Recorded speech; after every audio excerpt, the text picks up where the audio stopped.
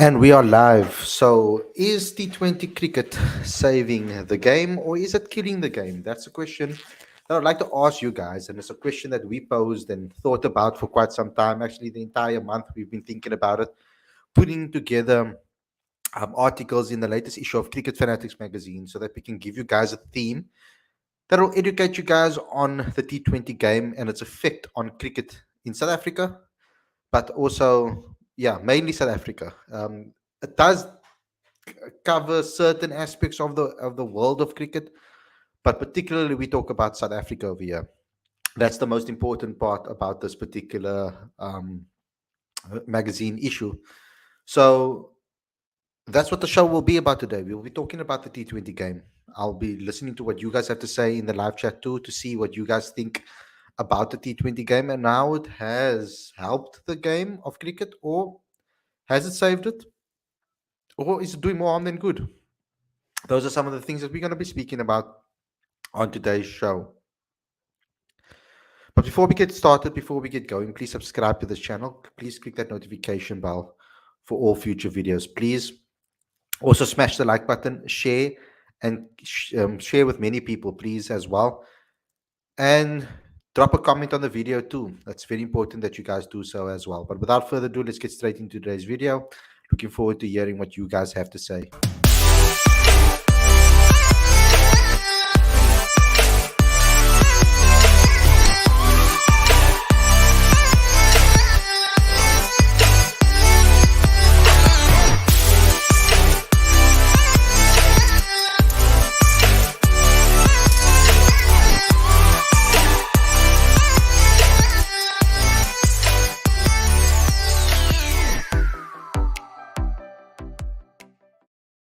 A very good evening and welcome to Cricket Fanatics Magazine. This is your daily show. I'm your host, Khalid, and this is the show where we talk about all the major talking points in South African cricket.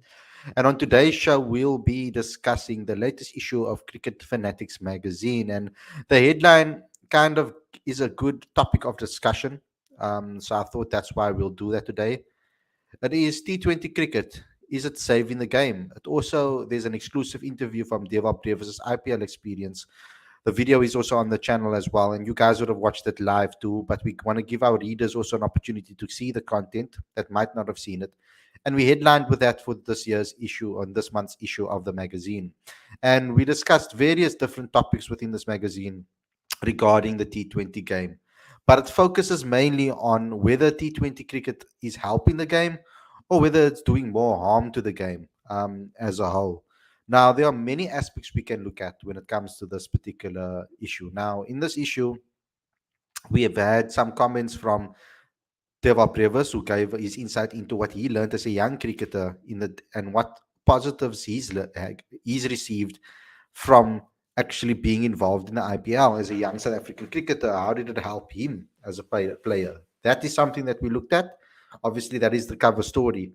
Then we went into understanding some of the shortcomings of the global T20 leagues around the world, or maybe some of the positives and the negatives of those leagues. Ravi Reddy spoke to Henry Davids about it and got some insight from him to see how the game has evolved and what are the effects of these T20 global leagues on cricket in South Africa. Then we also did an exclusive interview. Chris Chuanza did an excellent piece on David Miller, how the T20 leagues and the IPL has shaped him as a player. Also speaking to his ex-coach, some excellent insight in that particular article.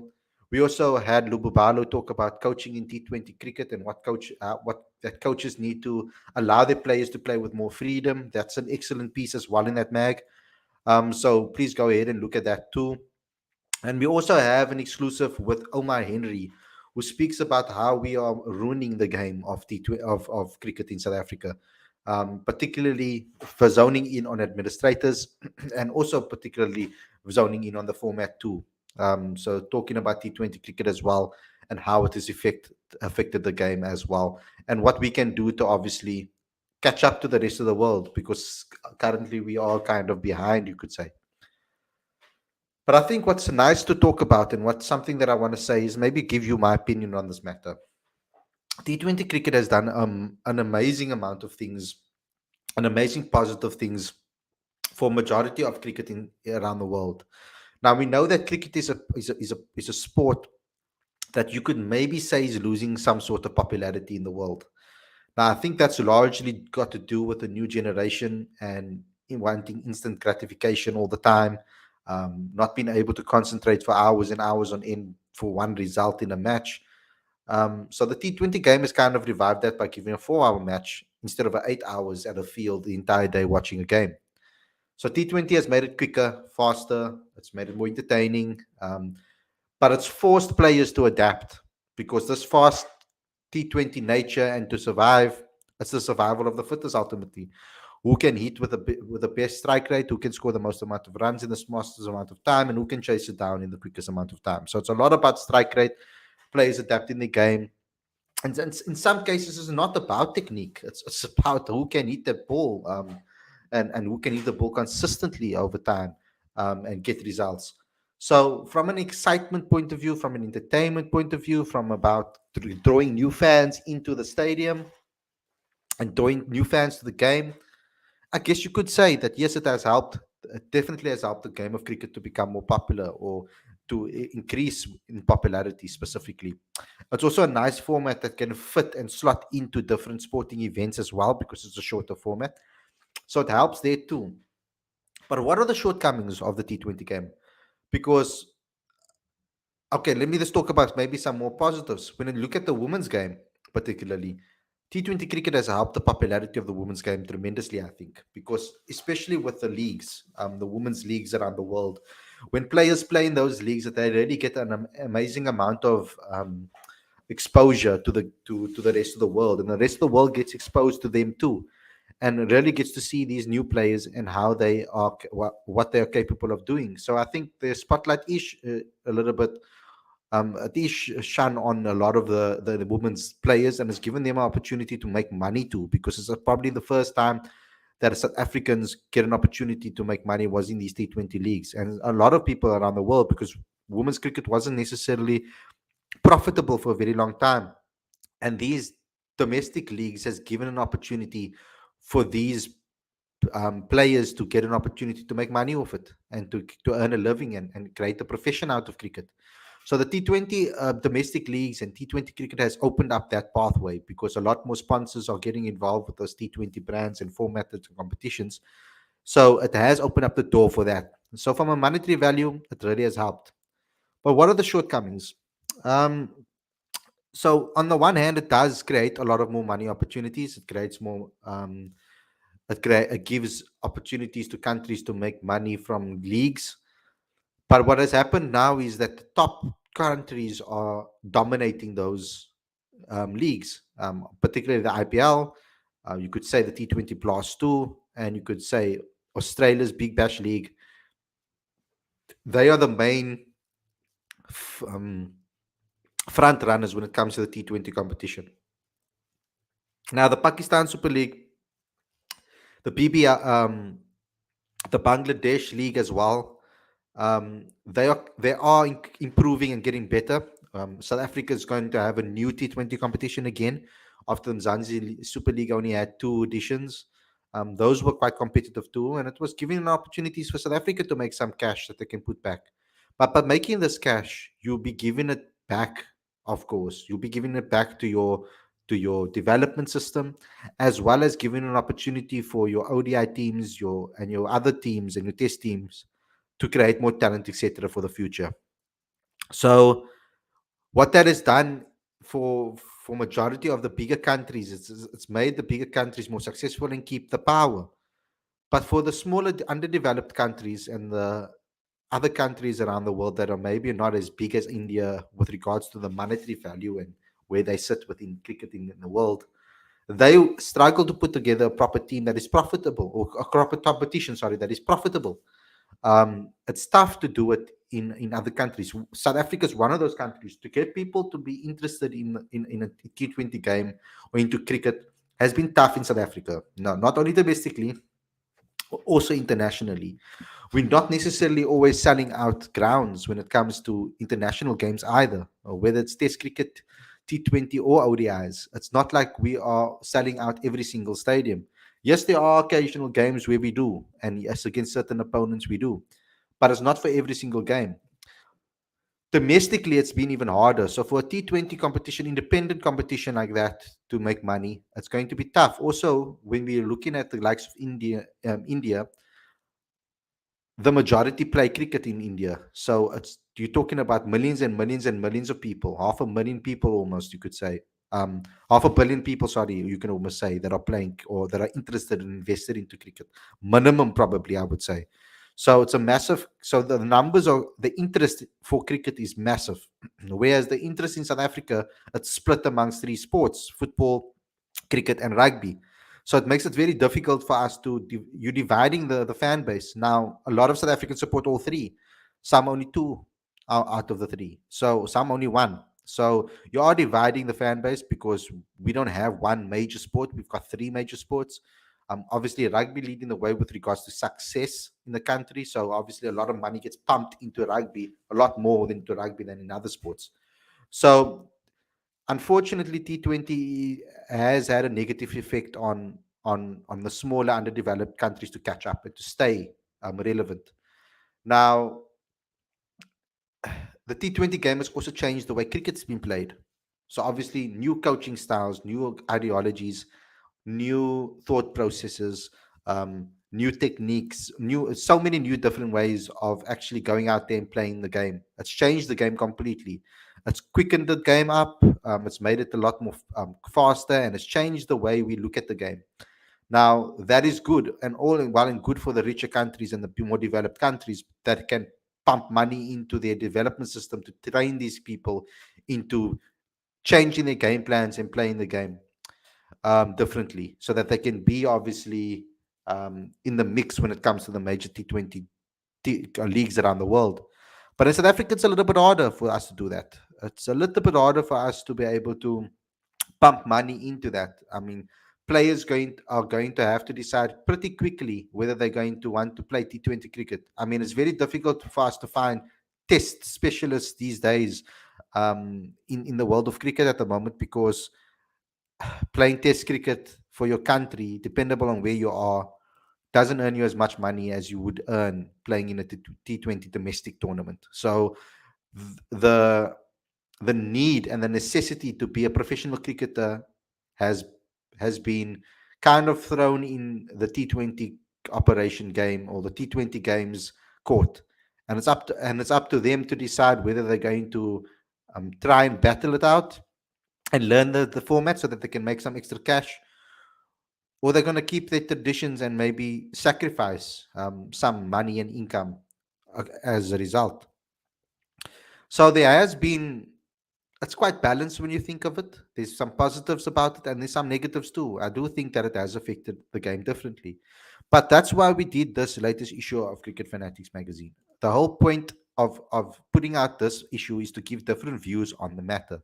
So I want you guys to please go ahead and download this latest issue. It's very important that you do so. It's 100% free straight to your inbox every single month. The link is on the screen, and I've also put it in the description. So you can get the latest issue of Cricket Fanatics magazine, issue 24. It's our third year anniversary, our second year anniversary of this magazine being available for everybody. So please go and download it and share it with your friends and family. It will give you some interesting insight into how T20 cricket has changed the game, how it saved the game, or how it's killed the game. It's a balance. It's a balance between both. And we try to give you some balanced views on this particular topic. So please go ahead and download that issue, please. It's very important that you do so. But I'm gonna get into the comment section right now. I want to see what you guys. Oops. I want to see what you guys have to say as well in the comment section.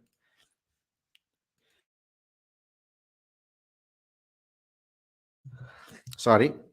So let me see quickly what you guys have to say. T20 cricket has killed ODIs, but it's helped tests, said Chatil. I would like to know how you think it has helped tests. It's an interesting point. Um, do you feel that it has has quickened up test cricket or changed the way people play cricket, or what do you think? As Harsha Bogle said, that T20 is the child that is taking care of the elderly, which is test cricket, says Ikram Manwari. T20 cricket teaches a new generation of players to play fearless and play with a positive approach. And T20 cricket teaches that no target is unachievable. I think you meant if you play with a positive, mindless, and fearless. Um, uh, Ikram saying T20 demo, democrati- uh, is democratizing the game. What is that? Of the cricket around the world. You you you could perhaps say that. Um,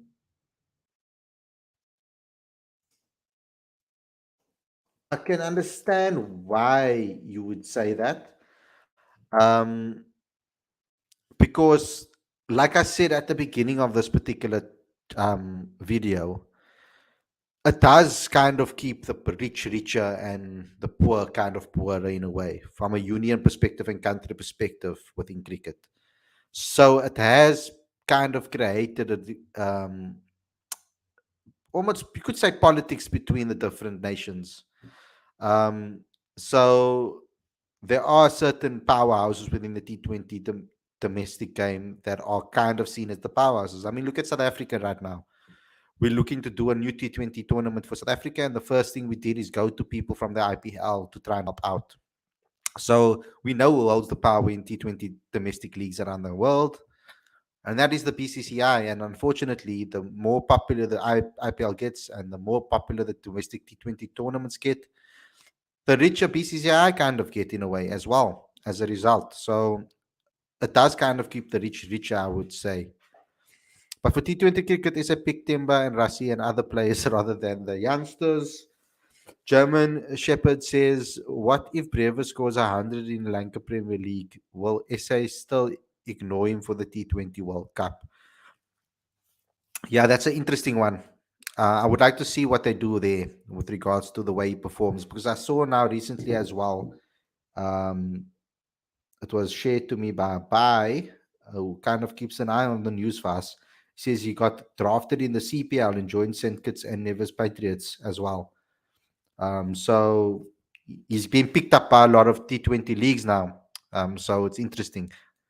Um, SA is far behind today's world standard in white ball format, as opposed to ODIs, which have become extended T20s in England, Australia. Brevis Pretorius Janeman got picked in Lanka Premier League as well.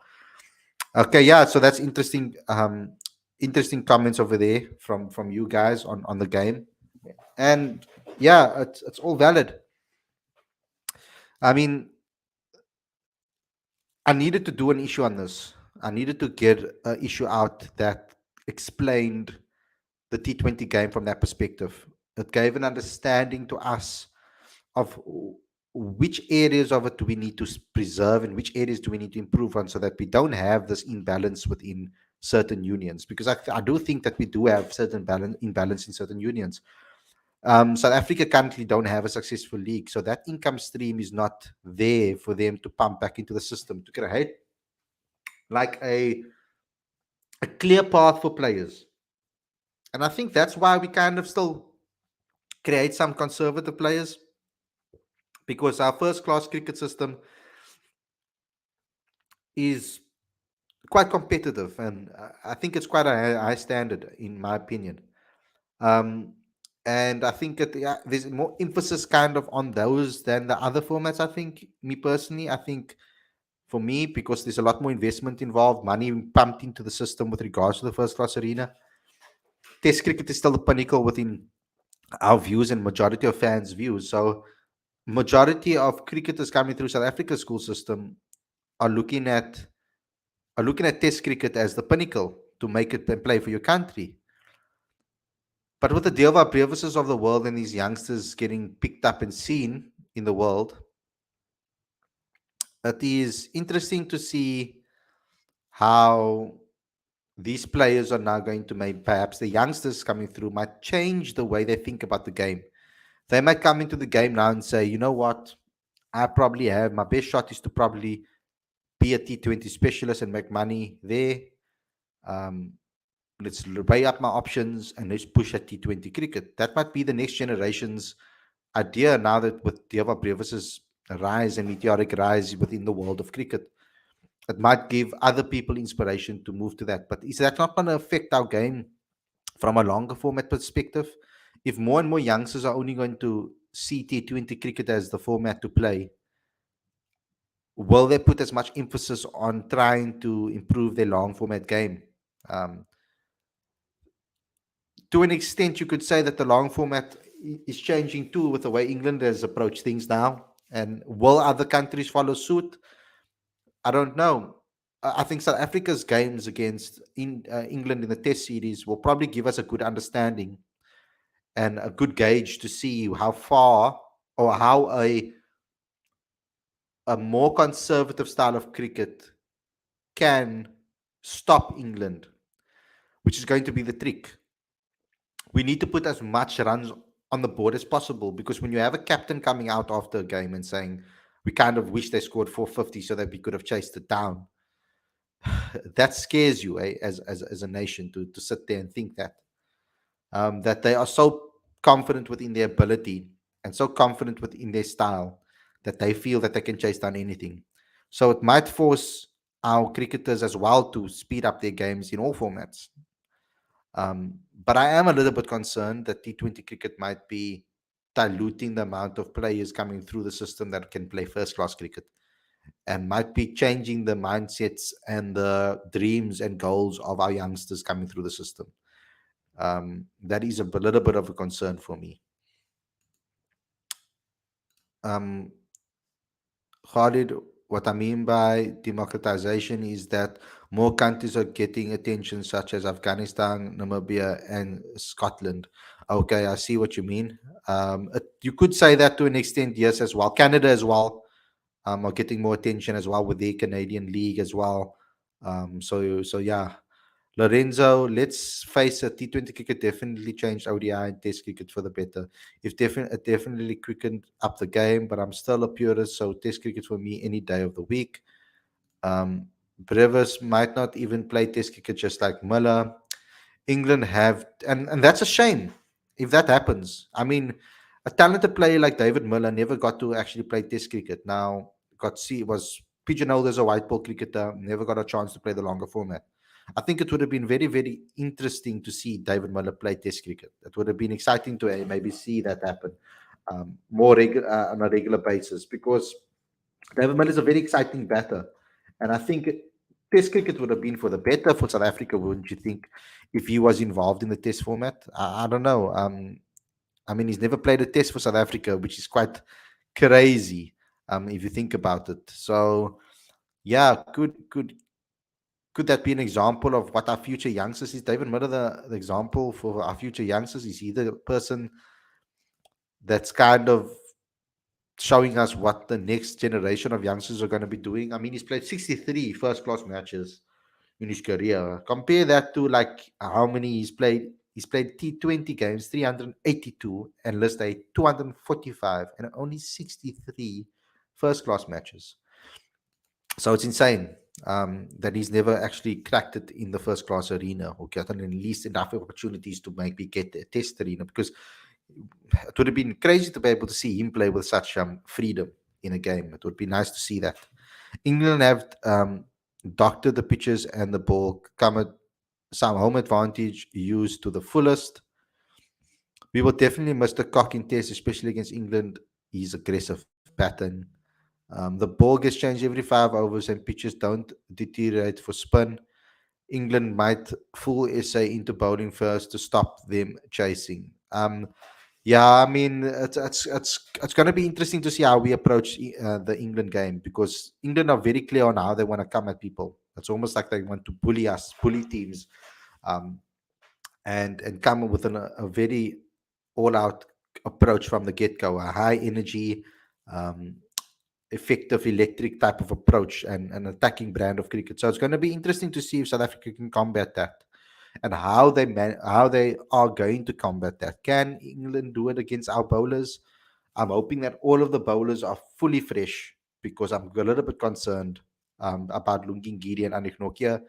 They're extremely good bowlers, but I'm worried about their fitness. Are they conditioned enough? Have they played enough cricket to handle an entire test match, a entire test series at least? I'm not so sure. Might force South Africa into playing an extra bowler or bowling all rounder rather than selecting an extra batter, which a lot of us will be calling out for. So it's going to be interesting to see what the situation is, how we line up, how we approach the whole situation. But yeah, there's no doubt that T20 cricket has improved the game, but there are some negatives involved with regards to that, and that's what I've tried to show you guys in the latest issue of Cricket Fanatics Magazine. So yeah, guys, I think that's all I have for you today. Please go ahead. This show is all about the mag, and it's for me to promote the magazine. So please tell your friends and family to download the latest issue. It's 100% free, straight to your inbox every single month. The link is on the screen right now, as well as in the description. Please go ahead and download this and share it with all your friends and your family. Please, it really help us a lot on Cricket Fanatics Magazine and everybody that is involved to also get involved with the Patreon account. That's very important too, guys. That's how you can help us. If you want an opportunity to help grow and promote South African cricket and help us promote South African cricket, then the Patreon account is for you. Go ahead and become a Patreon today. The link is on the screen as well as in the description. And also go to cricketfanaticsmag.com. I also have a PayPal account link in the if you guys want to give me any presents, etc. There's a PayPal account link that you guys can attack to. Let's read some comments, more comments. I'm expecting SA to win the white ball series against England. Don't have any bowlers to fear in white ball, but they can chase down any total, which is the scary part. Khalid, would you think it would be wise for SA to go to England route in terms of selecting specialist players in certain formats? Look at Root, arguably England's best ever batter, but doesn't play T20s. I think there's going to be a lot of things involved with regards to that. Do we produce enough cricketers to be able to to pick certain players for certain formats? I'm not so sure about it. If we do produce enough, because currently we produce whole well-rounded or all-rounded cricketers that can play all formats. I don't know how long this is going to last. Perhaps that is maybe an idea for the future. I wouldn't like disregard it. I wouldn't reject it. But I'm also not don't I'm not well versed enough or well informed enough to be able to make a concise decision. I'm a type of person that likes to have all the evidence first before I make a decision on whether something should go or shouldn't. So let me do a little bit more research on that. That's a very good question to actually ask and run. I have a whole show on actually. England choosing specialist players for their each format, and they are lucky they have some all format players too, like Ben Stokes, Bairstow, Mohan Ali, Archer, Root, and Butler also can play all formats. Who is vice captains in Test? It was supposed to be Temba Bavuma. Don't know who is it going to be now. Probably Keshav Maharaj will be vice captain in the Test, seeing that he's the ODI captain too. Guys, thanks a lot for tuning in. Hope you guys enjoyed this episode. Don't forget to smash the like button and do all of the things that I've asked you to do. I know it's a shorter episode, but that's how short normally the magazine episodes are. So thanks a lot for tuning in. Please go and download the latest issue. It's very important that you guys do so to join this family and share it with all your friends and family too. I'll speak to you guys very soon. Tomorrow, in fact, we'll have another daily show. Take care and enjoy the rest of your evening. Peace, everyone.